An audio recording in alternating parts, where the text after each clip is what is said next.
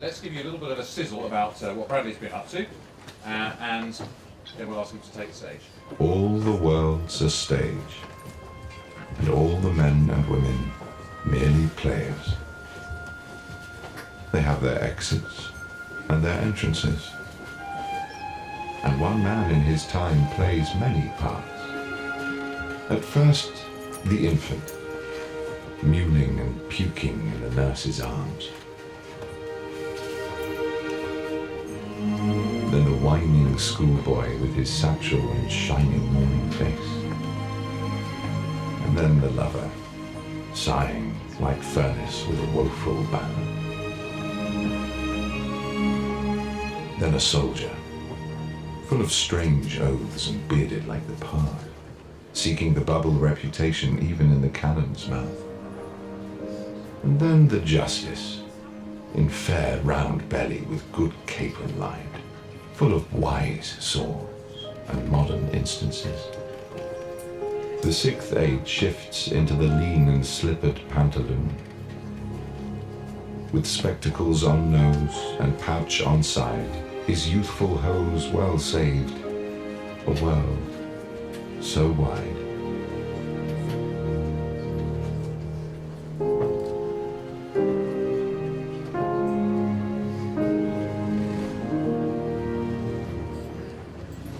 So not sure about the product, but doesn't he write great words? So, Bradley, the web and social, how, you've obviously thought deeply about this. Tell us about how you thought about it and how that's turned into a product. Okay, well, first of all, I always tear up when I see that commercial and all the other great commercials that have been made for Google+. I think they're tremendous, and it's really incredible when the creatives can take hold of the product that you've created and show it back to you in a way that informs your own understanding of it, and that's what I see happening. So I've been doing this for quite a while. I've been building social software for more than 10 years, well before I got to Google. Before that I was at Yahoo, and in sort of the first wave of social, at Yahoo I acquired companies like Flickr and Delicious and MyBlogLog and Upcoming, and the whole Web 2.0 phase of people first coming into awareness of the ability to connect with others online. And at Google I've managed lots of product that is about people connecting and communicating, things like Gmail and Blogger. And so I've been thinking hard about this and have lots of experience with all the attendant challenges like trolls and spam and abuse and things like that. What we have tried to do with Google Plus is something different. Obviously with Google Plus we are relatively late to market. People have been building these social graphs and social networks for about 10 years. And Google themselves had products which were strong community-based products and even were social in the sense that they gave people a voice and an opportunity to connect with others. But what we're doing with Google Plus is something different. And what we wanted to do was create something that more accurately mirrored real life and had more authenticity to it. So what we noticed, and a lot of this was informed by not only our own intuition and usage, but talking to people. We got out there and we actually talked to a lot of people. And what we noticed is when a user has 2,000 friends, it degrades the quality of conversation because those friends are your next door neighbor and your work colleague and the person from the church, and such a diverse audience in terms of your connections to them that the quality of conversation degrades to like a least common denominator. So people just start status casting, stuck in traffic, or checked into the Olive Garden, or humble bragging, oh, it's so hot here in Cannes, like stuff like that. And it just becomes a veneer, sort of, and not authentic. Not to mention they're doing this in sort of 140 character utterances as opposed to complete sentences. And the real world works differently. If you think about the way we are as human beings, we're faceted. When I'm sitting at home on the couch with the family, that's one posture and one tone and one way of being. And when I'm up on stage and giving a presentation, that's a different one. And when I'm with my college buddies out for a drink, that's yet another. And this isn't a character flaw, at least I hope not, but it's just called being a person and being appropriate and contextual to who you're around. And the tone, the language, all of that reflects the audience that you're with. And online, we had lost that somewhere along the way. And what we wanted to do with Google Plus was reintroduce that authenticity. And we came up with this very simple concept called circles. And you can have your family circle and your coworker circle and your friend circle. And you can use the tone that's appropriate for each of those. And you can be sure that the information you're sharing isn't going to leak. It turns out people do care about privacy. And we wanted to create something that was really, really privacy considerate and better than any tool out there for letting people be authentic and share with confidence. And it's a very, very different approach. The other thing I would call out that you saw there in the commercial was Hangouts, which even beyond the written word or the sort of still image, the ability to look someone in the eye and sort of actually be in a virtual room with them and converse and get real and talk. We did a Hangout with President Obama where he actually talked to citizens, and we broadcast that Hangout. So there were sort of 6 lucky citizens that were chosen in the lottery to be with the president. They were from both sides of the aisle. Some of them were very confrontational, and it got a little testy in there.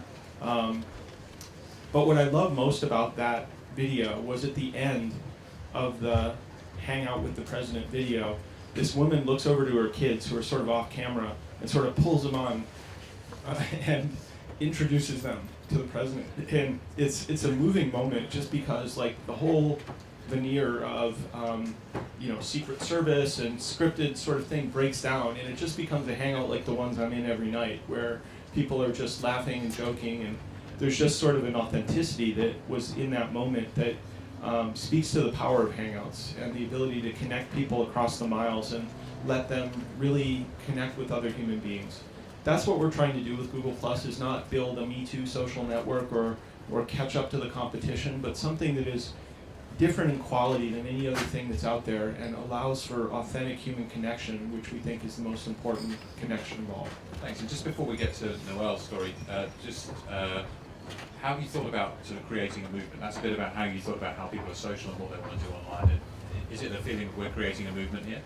Well, I think the way we think about it at Google is creating a platform, creating the vehicle for the kinds of things that Noel has done.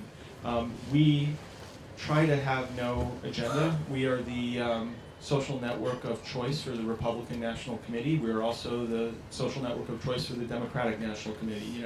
We are agnostic as to the message itself, but we want to create the means for people to connect and find like-minded individuals and change the world. And that's what's important to us. I think YouTube is a great example of that, where there's everything from the ridiculous, skateboarding dogs, to the sublime on YouTube, and everything in between. And that's what we aspire to, is facilitate the conversation and give people the means. Okay, well, that's a nice segue. How many people here are aware of Kony 2012? How many people watched the Kony 2012 original video? Pretty good. There's 100 million plus people, is that right? Watch the video. So let's have a little look at that, and then we'll hear from Noel.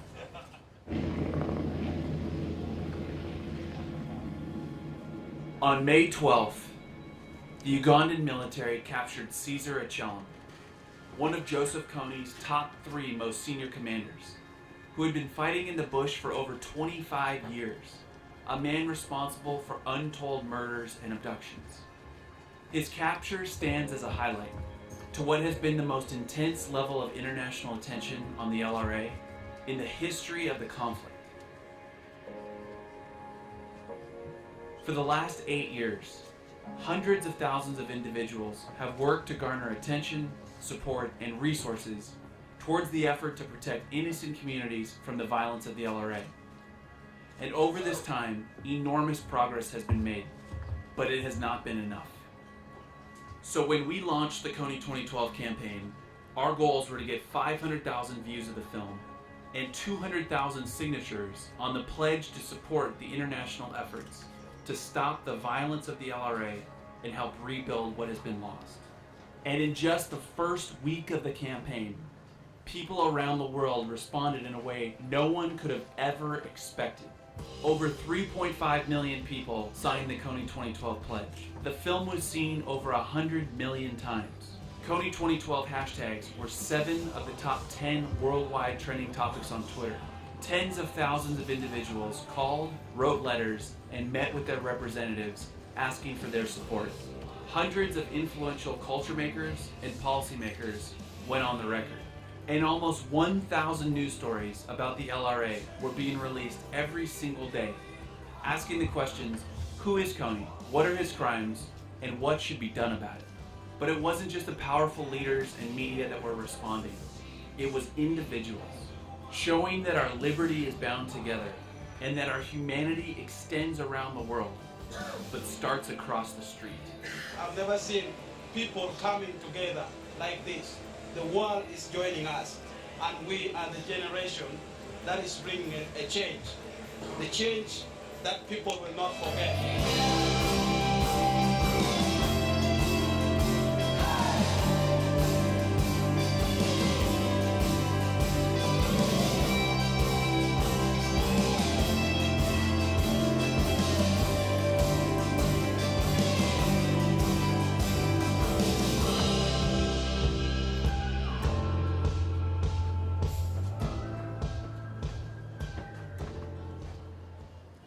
So it must be unbelievable to have played a role in that phenomenon.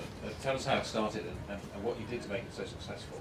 Well, I kind of wanted to give a little backstory on Invisible Children because people thought, first of all, that Kony 2012 was its own company and that this was a new thing that just started, that kind of blew up overnight. But for us, it was kind of shocking because we've been making films exactly like this for 7 years. And we've been touring them around the country via our roadie model, which is putting 4 volunteers in a van, sleeping on your couch and going to your high school and showing you a film and then talking to you about it and talking about how you can be involved and how you can participate in what's now such a unified global community and what's your part in that. And so Kony 2012 being our 8th film, we were really wanted to build a campaign around the US presidential election, and we thought that was our place where we could insert this agenda topic, and we kind of were mocking the election brand, and that's really where it started, and we thought this could be the year of justice. And so that was the foundation for the campaign, and the film was really what can go viral on the internet, and what could make Kony famous, because we feel like once people hear about this story, they're so compelled to move, and so our goal was just to get in front of eyes, because our current model was really great at engaging people, but it was so slow in the exposure. But obviously the story of the Invisible Children and the LRA is a horrific story, but what was different? You've told it a number of different times previously and tried to think what was different this time. Well, I think the reason the film spread so fast and so vastly was kind of like the perfect storm with the perfect ask, where we had those hundreds of thousands of people that were previously committed and engaged with us and who talk to us on Facebook, who tweet us, and we respond directly to them. We know their faces, and we have that community, and we decided this time around to empower that community more than we had before. And we held the film online for 3 weeks while the film was being toured around the US, and our major ask in our face-to-face encounters was, you guys now have this story, and you have to share this story, because we've been trying to do it, but we can't do it without you. And so you now own this thing, and you need to share it. And we built a great community of, celebrity support as well. People who we have personal relationships with now. They're not just we're not just their flashy cause. We have great relationships with Kristen Bell, with Oprah Winfrey, and so we asked them personally, will you, support us? And I think another huge factor to how it just spread so quickly was that. We gave them the right ask. We said share the film. We gave them the perfect platform to share it on. We gave them YouTube, which has its own viral, nature to it, and we gave them a page to share that was beautiful and a story to tell, and they responded. Absolutely remarkable kind of levels of awareness, and also going from a core of enthusiast, if you want, for the cause to a real movement. And tell us a little bit of the story since. What's happening now? Well, I'm checking my phone the night it goes on, and we were actually at a screening in Los Angeles, and you're seeing a couple thousand views, 50,000. I hit 50,000 views, and I was freaking out, because our goal was 500,000, and so it was this high to a very quick backlash low, mostly because we didn't prepare for the success that we had. We were really, really good at preparing the product, but we didn't prepare for the success and the questions that people would have. We felt really confident that if we were given the opportunity to respond, we could. and but we weren't necessarily given the opportunity because of just the scale of the exposure. 200 times the response you expected. I mean, our PR department was one intern sitting at a desk, and then I was by default a PR director, which I then handed off to our one assistant who helps our CEO. And so we're a 40-person company, and we were fielding probably 5,000 requests for like the 2 weeks post the film launch. In terms of doing something about Kony and the LRA, where are you now? You've got a lot of support in the Senate and more political power behind it. So what's the progress? Well, it seems like we succeeded, you know, like most people are like, well, what do you do now? You already accomplished your job. And we're like, well, Kony is famous, but he's still out there. There are LRA attacks still going on. We built a website with the firm Digitaria, and it's called LRA Crisis Tracker. And we use HF radio networks and FM radio networks to track the atrocities being committed, not only to actually help those communities, but also to aggregate what the situation, the data around the situation. And so those attacks are still going on. So our goals now are to see that these promises that have now come up out of the awareness, the AU, the UN, the US have like made these promises, and it's really our job now to kind of hold them to the flame, and then to make sure they know if they don't follow through that we will continue to rally. We'll continue to rally our base, and the response within the U.S. government has been incredible. I mean, doors have been open for us that were never before, and people willing to listen and realizing that it's really important. Like, youth care about not just U.S.-centered ideas, but they really do care about the global community, and that's just something that I think is a trend we're feeling from our supporters. Because your political access came from the volume of people who were behind this and showing their support for you. Yeah, it was a beautiful thing to see that like democracy can work, and we first saw it when we actually helped a bill be passed in Congress called the LRA Disarmament and Northern Uganda Recovery Act, and that's the first time a piece of African legislation has ever been passed, and so quickly too, within less than 100 days. And so it was really incredible to see that the system does work if you actually are committed to it. And Bradley, as a student of these kinds of phenomena in the past, what do you take away from the story here? Is there patterns that people can sort of see and learn from here? I think, as you mentioned, this is sort of a perfect storm. The content itself is great and moving and carries a really strong message that resonated with people. You know, that is important. That's a necessary ingredient, and it's a rare ingredient to find things like this. So I think that's an important part of it. And as you said, you empower people. You gave them not only the message, but you told them that the next step was for them to become your ambassador and continue the spread. This is the essence of virality, right? Is that the message doesn't stop when it lands with you, but you become an amplifier and take that on. And then I think, as you mentioned, the viral nature of the networks across which this was spread, like YouTube, Twitter, Facebook, and that's important too. You know, it's that people not only have the content and the intention, but the tools at their disposal to get the message out. And so I think this is an excellent example. It is sort of the penultimate case study of what can happen when all of those things converge. And there's other great examples like Arab Spring, and there literally can be huge amounts of social change as a result of these messages. Fascinating times. So I'd like to take the chance for any questions or comments or points of view from the audience. Anybody want to ask a question? Any point of view? To the front there. A phenomenon like, so in a 2-week period, so much happening after the release of the film. How do you ensure the public stays you stay engaged with that audience, and it's not just your attention back after you're going to start? So the question just for everybody was, in the 2 weeks when it exploded, how do you kind of hold on to the attention and capitalize on it? Well, because we became the center point of so much controversy based off of our business model and a lot of misinformation, that was easy. People they wouldn't leave us alone. And so I don't know if that's normal, but for us, it was, because of the controversy, it was reassuring our base. So a lot of our finances came under question because people didn't understand our model. They were like, why doesn't all of your money go to Africa? And it's like, well, our plan and our business model as a nonprofit is to actually engage youth, so that's where we spend some money. We tour vans, and we get kids excited about participating, and so that's where some of our money goes to. And then we know that there's efforts that have to be done to rehabilitate and support the security efforts on the ground in country. So that's what we do too. So for us, it was getting information out there, and it was very, very difficult because of we would submit things, editorials we would write that would answer a lot of criticisms that were being posted, by very prestigious publications, and they just didn't listen to it. So we took, to the same platforms we used to disseminate our film, and we were making, our CEO was making a YouTube video every day, like combating all of the criticisms that were out there, and not to be hostile, but really to send them directly to our supporters. We weren't really trying to speak to the trolls or whatever. I guess the sudden profile you had brought scrutiny not just to kind of how you operated in your funding, but also to the message, and there was some quite passionate criticism about, you guys have really oversimplified things. Yeah. So it was not just the who you were, it was also the content of what you were doing. So it could have turned, in the other direction completely. Yeah, our argument to that is, and Jeffrey Gettleman said it really well, he was like, that's our job. He's like, my job is to simplify very complicated things, and we're engaging. And another thing about not really predicting the success was that typically the arena for seeing our media is a high school setting where we are there talking to you right after you see the film.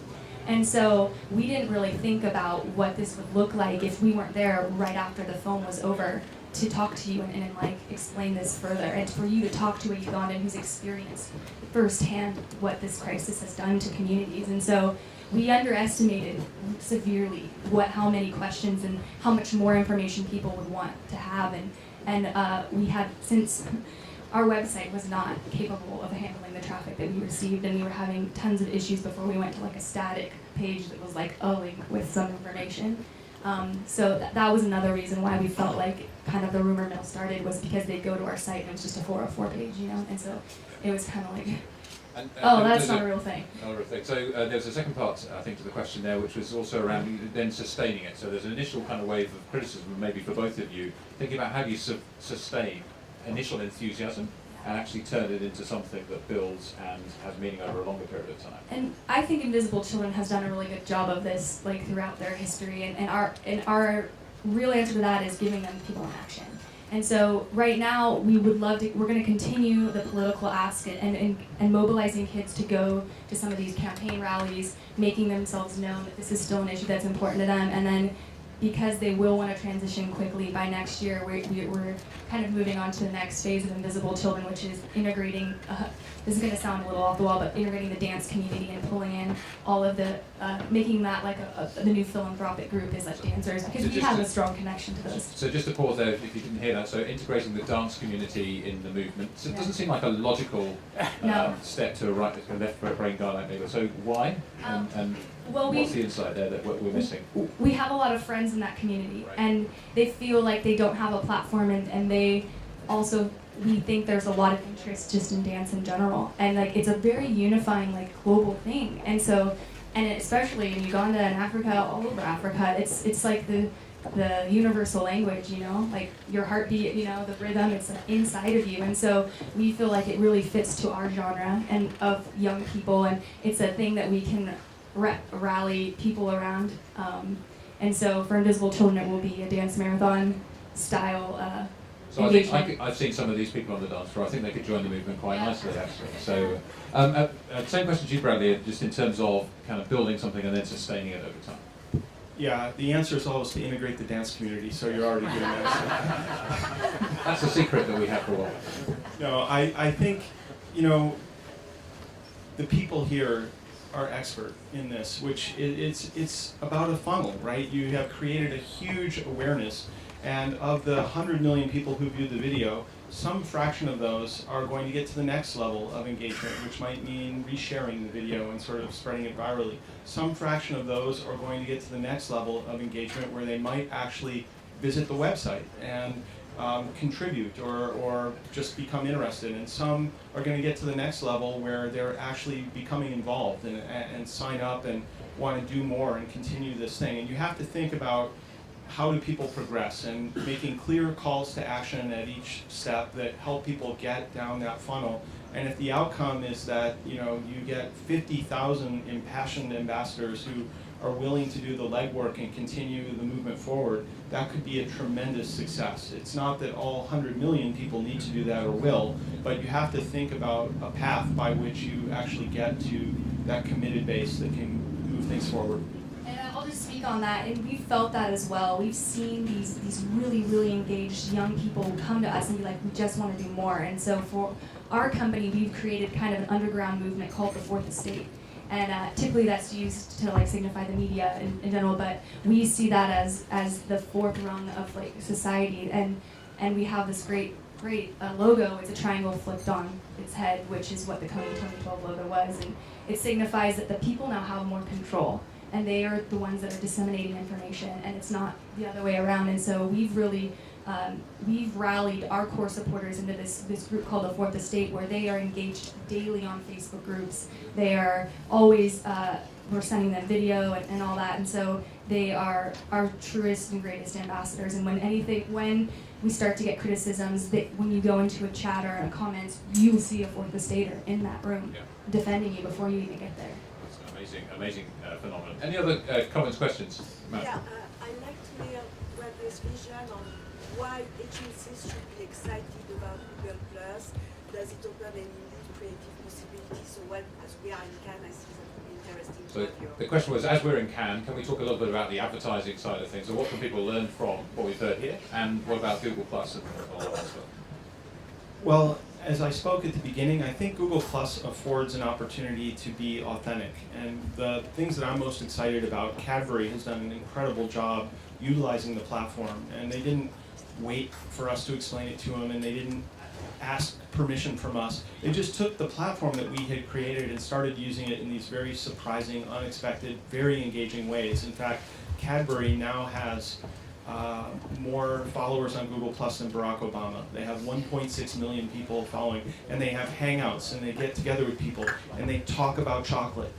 Who knew? You know, I like chocolate too, but I never imagined that they could develop this passionate group of people that, you know, like to talk about chocolate and look at chocolate. I like to eat chocolate myself, which we don't have the technology for in Google Plus yet. Are you working on it? We're working on that, but you know, it's a great example, I think, of what is most effective is bringing your creativity and trying things, really innovating on the platform. Some things are going to work, some things are not going to work, but for this form of new media, the best successes are unexpected. You know, it's the ones that you could never predict or orchestrate or manipulate. It's the ones that emerge organically, and those are the ones that you have to be in the game and participating in order to enjoy. I guess responding rapidly, as Noel had to. So dance and chocolate. This is interesting. What else are we going to collect? Any other thoughts or questions? I'm really interested to hear about how you encourage the debates and discussions on things. So it sounds like you use YouTube principally as a sharing tool rather than a talking tool. And then you mentioned how sort of by accident you started to use Facebook to kind of get the debate going towards status. But how central to your product was that discussion and debate? Was it much more just about sharing content? So the question was, how did they get a debate and some flow back, whether YouTube, Twitter, Facebook? What was the way of engaging people in a two-way dialogue rather than a broadcast? It was really important because our supporters are so committed and they're so young, and a lot of them came to us very emotionally driven to support us.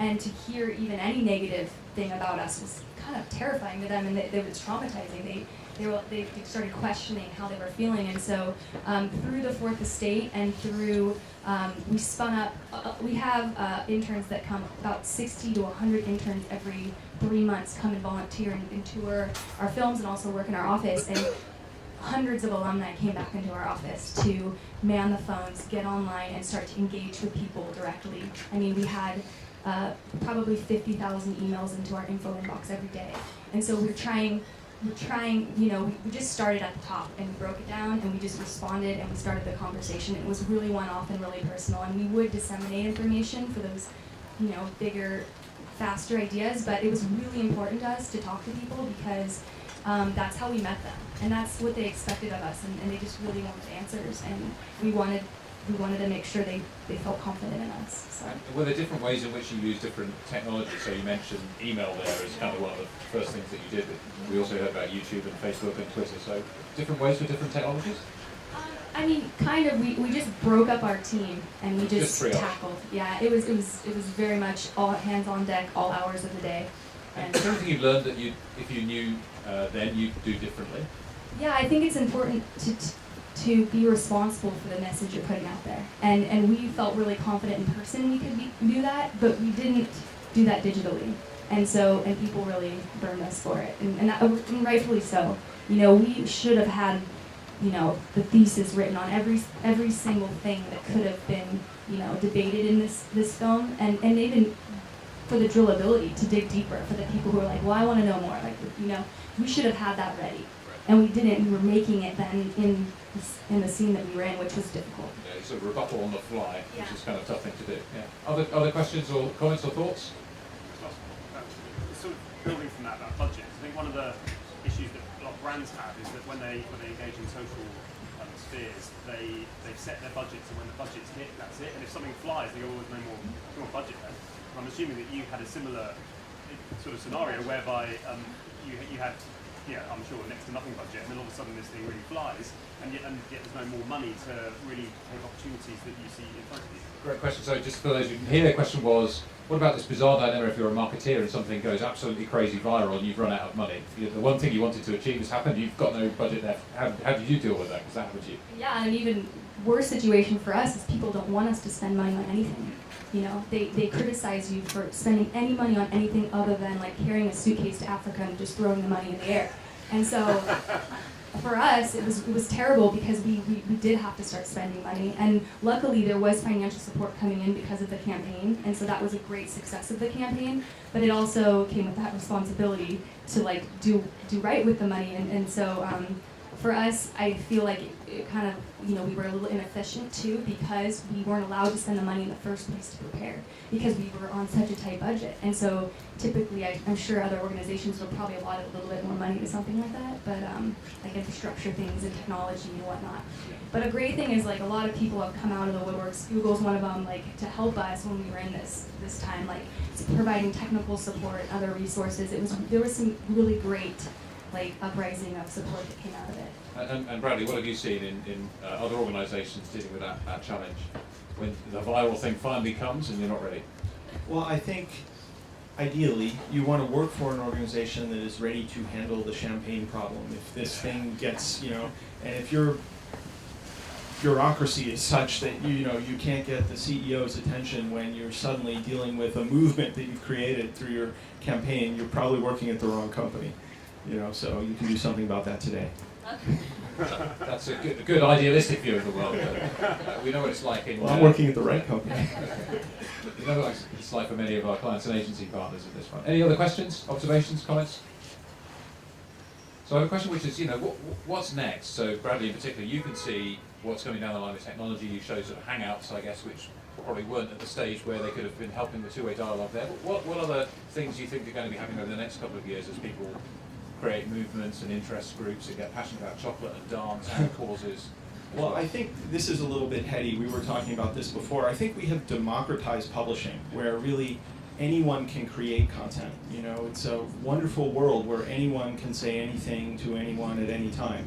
However, there is an attendant problem, which is noise, right? That there are so many messages, and the din of everyone, you know, reaching and screaming louder and louder to get those messages to land is becoming a problem for us as humans in the world. We have a finite amount of attention, and it's being assaulted all the time. So I think what's next, now that we have created this high-class problem for ourselves, that we've democratized, we've flipped the pyramid upside down, we need to empower ourselves with the tools to manage that and to ensure, you know, we were talking, there's this concept of the filter bubble, and there's the concept of the rich get richer. Something goes viral, and then our collective attention as a society swings, and 100 million people look at one thing. And I think that's the old model of mass media, where we're all watching the same thing. And where we'll get to is a world that is deeply personalized, where content can live in a micro niche that's suitable for that content, and people can find each other. This connection, these communities are going to arise where people will be able to not only create content, but find the content, or the content will reach them that's appropriate for them. So I think we have a long way to go. We've done some great work in the last 10 years. The next 10 is going to be fun too. So in a world where everybody's a publisher, you need some kind of editing approach. Yes. You're right. Everyone needs to be a curator. Everyone needs to be an editor as well. Dramatic music. Are they going to get the hook out? It's romantic notion that you shared with us today, Brett. I'd like to thank the Academy and my agent and all the people at William Morris. It's next door's beach. I think they might be telling us to draw things to a close. Any final questions or observations? Anybody want to say something that sounds good with this music underneath it? We should have William Shakespeare back. I did want to point out that Invisible Children is focused on this very specific cause, stopping the LRA from committing atrocities in the Central African region. But we believe it can be an example for like setting a precedent for any mass atrocity. And so we understand, like, we don't think that our cause is the most important or the only, but for us that's what we're going to focus on, because we believe it's a direct path to understanding how you solve problems like this if we can solve this one. So what can we expect next from you? Clearly you're trying to hold people accountable for the resolutions they've passed and bringing Kony to account. What can we expect to see you doing over the next few months? We'll be releasing a new documentary in the fall that starts to engage the next phase of what we're doing, and also, mostly, unfortunately, a lot of the political work we have to do is in the United States, and then we're going to be launching a European team as well to start engaging policymakers there. So just continuing what's already been started, which is really incredible. Great. Well, we wish you every success with that. What an amazing story and an amazing course. So can we thank both our guests, please? Thank you very much.